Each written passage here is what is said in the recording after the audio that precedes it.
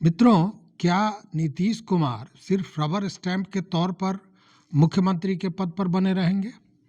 क्या उनकी स्थिति उद्धव ठाकरे या एकनाथ शिंदे वाली हो सकती है?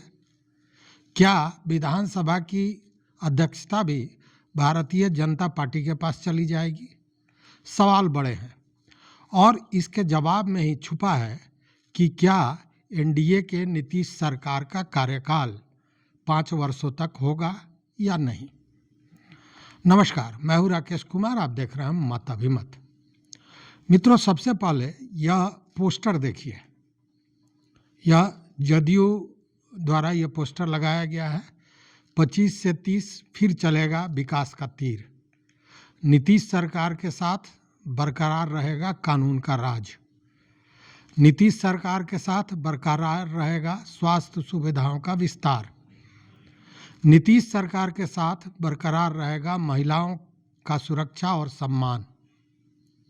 बहुत से पोस्टर हैं और यह पोस्टर जदयू ने लगाए हैं। ऐसा पोस्टर अमूमन चुनाव के पूर्व देखा जाता है, पर अब तो चुनाव समाप्त हो गया है। चुनाव जीत भी गए हैं एनडीए के लोग। जदयू ने 85 सीटें ली हैं, सेकंड लार्जेस्ट पार्टी है। भाजपा को मात्र 89 है, 4 ही ज़्यादा है। सरकार का भी गठन हो गया है। बावजूद इसके यह पोस्टर लगाना क्या संदेश देना चाहता है? इस पोस्टर में क्या छुपा हुआ है? देखिए, इस पोस्टर में देखना दिलचस्प यह है कि कहीं भी डबल इंजन की सरकार या एनडीए की सरकार की बात नहीं कही गई है। कहीं भी बीजेपी के किसी नेता, उप मुख्यमंत्री या इवन मोदी जी का भी चित्र इस पर नहीं है। क्या है इसके मायने? क्या संदेश देना चाहता है जदयू? यह एक बड़ी बात है। देखिए, एक बात तो है कि नीतीश सरकार की पहली कैबिनेट के बाद यह तो स्पष्ट हो गया कि नीतीश कुमार अपने सुशासन बाबू का जो चरित्र है उसको इस बार मतलब 25 से 30 में पूरी तरह जीना चाहते हैं। लंबे समय से हो रही जो मांग थी चीनी मिलों की, वह भी बात सामने आई। 25 नए चीनी मिल बनाने के प्रस्ताव पर मुहर लगी। उद्योग, टेक्नोलॉजी, आईटी हब, इंफ्रास्ट्रक्चर, इन सारे चीज़ों से जुड़ा हुआ जो विकास का काम है उस पर कहीं ना कहीं हरी झंडी दे दी गई है कैबिनेट द्वारा। और साथ ही रोजगार के द्वार कैसे खोले जाएं इसके प्रस्ताव पर भी मुहर लग गई है। लेकिन यह सब नीतीश कुमार कब पूरा कर पाएंगे? जब वो मुख्यमंत्री बने रहेंगे।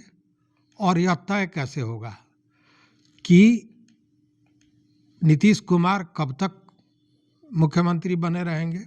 तो सीधी सी बात है, यह सत्ता संतुलन को बनाने में अगर कामयाब होते हैं तभी यह स्थितियां आगे बढ़ पाएंगी।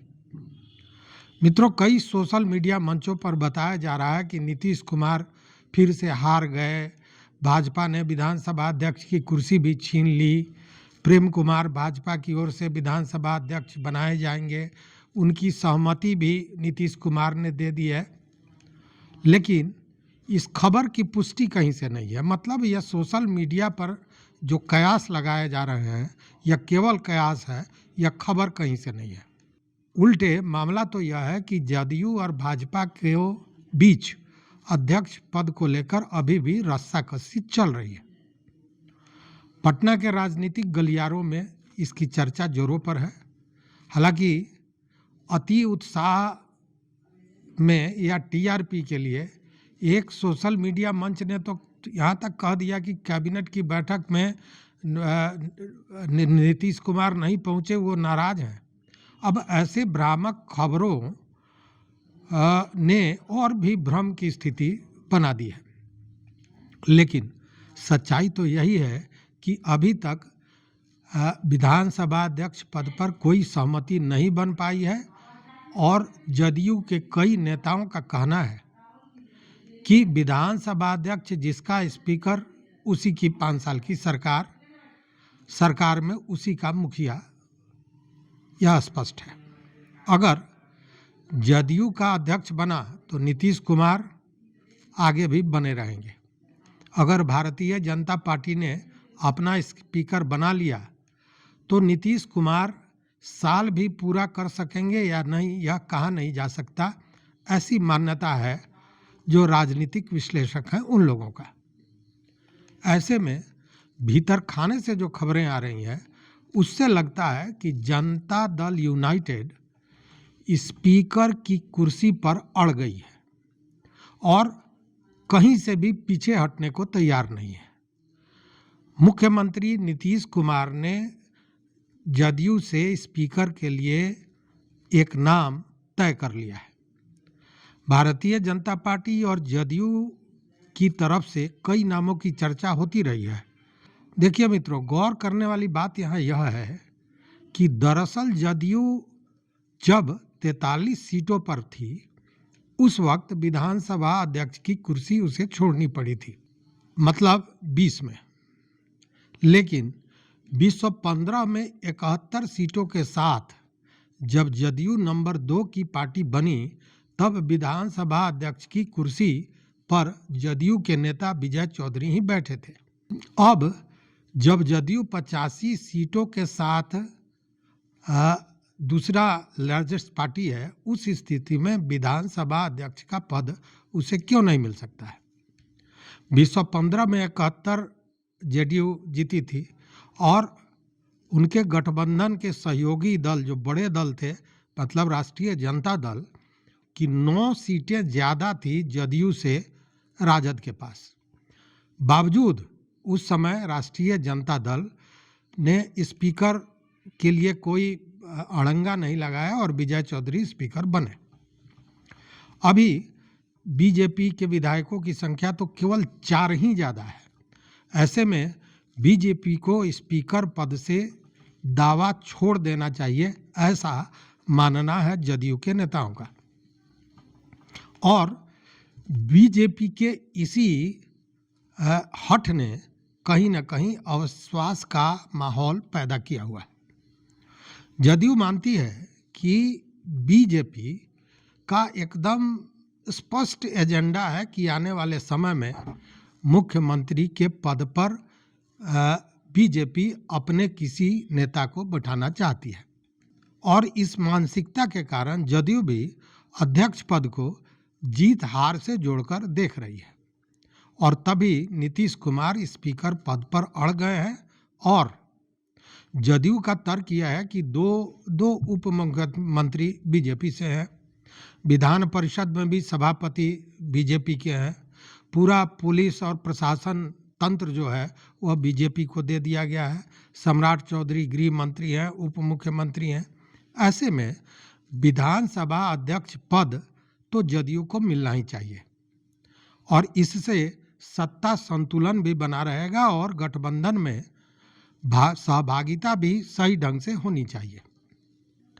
मित्रों, ये जो नीतीश कुमार ने भारतीय जनता पार्टी के नेता सम्राट चौधरी के हवाले गृह विभाग कर दिया और सम्राट चौधरी जो बिहार के डिप्टी सीएम के साथ साथ अब गृह मंत्री भी हो गए हैं, सवाल उठता है कि क्या बीजेपी आने वाले वक्त में बिहार के मुख्यमंत्री की कुर्सी पर सम्राट चौधरी को बिठाना चाहती है? कम से कम अमित शाह तो ऐसा चाहते हैं और ये बातें खुलकर सामने आ भी रही थी। अब इस मंशा को जेडीयू पूरी तरह समझ चुकी है कि अब करना क्या है और यह जो पोस्टर मैंने दिखाया वीडियो के शुरू में वह यही संदेश देता है। जैसा मुझे लगता है जदयू नेताओं का मानना है कि जो खेल उद्धव ठाकरे के साथ हुआ और फिर बाद में एकनाथ शिंदे के साथ भी हुआ, वही खेल यहाँ भी हो सकता है। मतलब मुख्यमंत्री की कुर्सी छीनी जा सकती है और इसीलिए भाजपा स्पीकर पद के लिए बेचैन नजर आ रही है। अब इन परिस्थितियों से बचने का क्या उपाय है?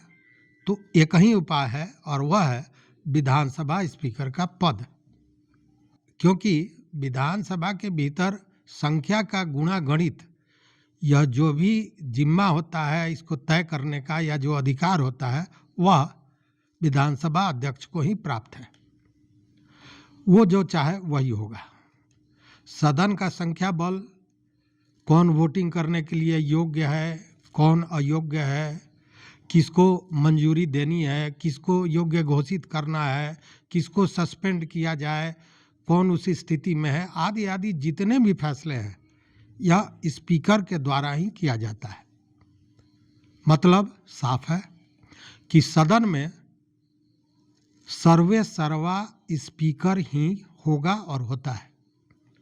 ऐसे में अगर जदयू का स्पीकर नहीं होता है तो जदयू जो सिंगल लार्जेस्ट पार्टी बनाने का सपना नीतीश कुमार देख रहे हैं वह सपना बनकर ही रह जाएगा, क्योंकि किसी भी दल से विधायक का टूटना या पार्टी का मर्जर होना यह सब कुछ स्पीकर पर निर्भर करता है। और अगर जदयू का स्पीकर नहीं होगा तो जदयू कैसे सिंगल लार्जेस्ट पार्टी बन सकेगी, यह बड़ा सवाल है।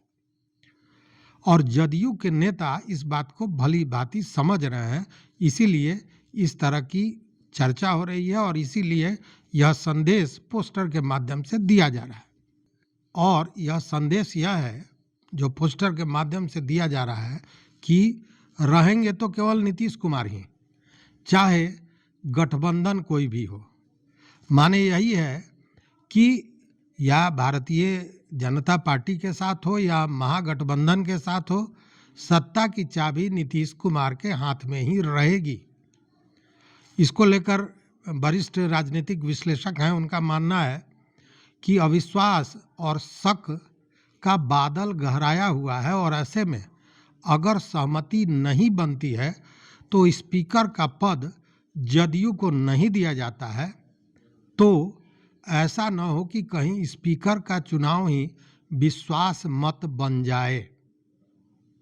मतलब स्पष्ट है कि ऐसे में स्पीकर पद के लिए निश्चित रूप से चुनाव होगा। और मित्रों जरा सोचिए कि अगर सहमति नहीं बनती है तो दोनों ही दल अपने उम्मीदवार स्पीकर पद के लिए खड़ा करेंगे। ऐसे में वोटिंग होना तय है। हालांकि महागठबंधन की ओर से देखा जा रहा है कि अभी वो इस रेस में कहीं नहीं है और किसी तरह की बात सामने नहीं आ रही है। लेकिन अगर ऐसी परिस्थिति बनती है, मतलब कि दोनों ही एनडीए के घटक दल हैं और फ्रेंडली फाइट करते हैं, उस स्थिति में क्या होगी? उस स्थिति में महागठबंधन, ओवैसी महोदय, बसपा, गुप्ता जी, ये जितने लोग हैं यह निश्चित रूप से जदयू का समर्थन कर देंगे। दूसरी ओर देखिए उपेंद्र कुशवाहा, तो वो भी एनडीए के घटक दल है, लेकिन स्पष्ट है कि वो नीतीश कुमार के साथ नजर आ रहा है। मतलब कि जदयू के समर्थन में ज़्यादा सदस्यों की सहमति होगी और ऐसी स्थिति में पूरा बिहार का जो राजनीति है वो पलट सकता है। हालांकि मित्रों मुझे लगता है कि अंतिम समय में भाजपा और जदयू के बीच सहमति बन जानी चाहिए, क्योंकि अगर ऐसा नहीं होता है तो पूरा एनडीए का कुनबा बिखर सकता है। मतलब कि स्पीकर के पद पर सहमति हो सकती है, मेरा मानना है।